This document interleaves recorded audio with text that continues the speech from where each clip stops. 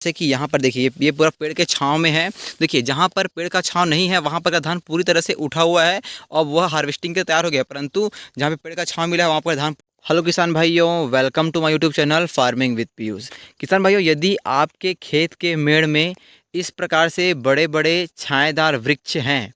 और यदि आप अपने खेतों में धान की फसल का पैदावार करते हैं तो इससे आपके धान के फसल के लिए यह नुकसानदेह है कि लाभदायक है, इन सब के बारे में आज हम इस वीडियो में बात करने वाले हैं। यानी कि यदि आपके खेत के मेड़ में बड़े बड़े छायादार वृक्ष हैं तो इससे जो आपका धान के पैदावार जो है कम हो जाता है, या उससे इसे कोई भी प्रकार का नुकसान नहीं पहुंचता है, या इससे कोई भी फ़र्क नहीं पड़ता है। तो इस सब के बारे में आज हम बात करने वाले हैं। तो किसान भाई वीडियो को अंत तक जरूर देखें, क्योंकि इससे आपके इस प्रकार की जो परेशानी है उससे राहत मिलने वाली है। किसान भाई जैसे कि आप देख रहे हैं, यह जो हमारा खेत है इसमें क्या है, इसके जो मेड़ में हमने इस प्रकार से छायादार वृक्ष लगाया हुआ है ताकि जब भी लोग यहाँ पे काम करने के लिए आए तो यहाँ पे बैठकर वो खाना खा सके। तो किसान भाइयों,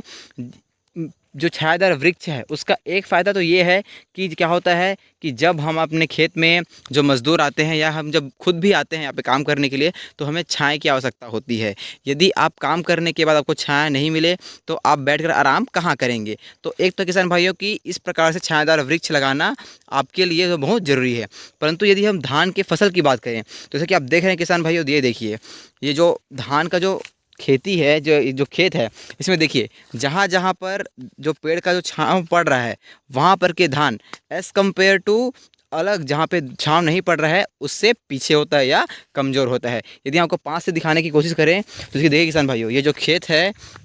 इसे देखिए, इस एरिया में क्या होता है, इस एरिया में छांव पड़ता है पेड़ का, तो इसमें क्या है, ये जो धान जो है वो जो बालियाँ हरी हरी हैं और थोड़ी सी इसमें जो बालियाँ हैं या धान के जो दाने हैं वो थोड़े कम होते हैं। परंतु अब यहाँ देखिए जहाँ पे धान का जो मतलब जहाँ पे जो पेड़ का छांव नहीं पड़ता है वहाँ पर धान जो है बहुत अधिक मात्रा में होते हैं और वो पकने लगे हैं, यानी कि सही समय पर वो पकना शुरू हो जाते हैं। तो इसका एक दुष्प्रभाव यह तो बिल्कुल है कि यदि आपके खेत के मेड़ में जो पेड़ है, यदि छायादार वृक्ष है और यदि वह धान के फसल के ऊपर पड़ता है, मतलब उसका छांव जो धान की फसल में आता है, तो जिस जगह पर आपका जो धान का फसल में छांव आता है वहाँ पर जो बालियाँ हैं वो थोड़ी लेट निकलेंगी और निकलने के बाद भी उनमें थोड़ा सा एज़ कम्पेयर टू जहाँ पे छांव नहीं मिलता है उससे थोड़ा सा कमज़ोर बालियाँ होती है। तो इस बात का ध्यान आपको ज़रूर रखना है।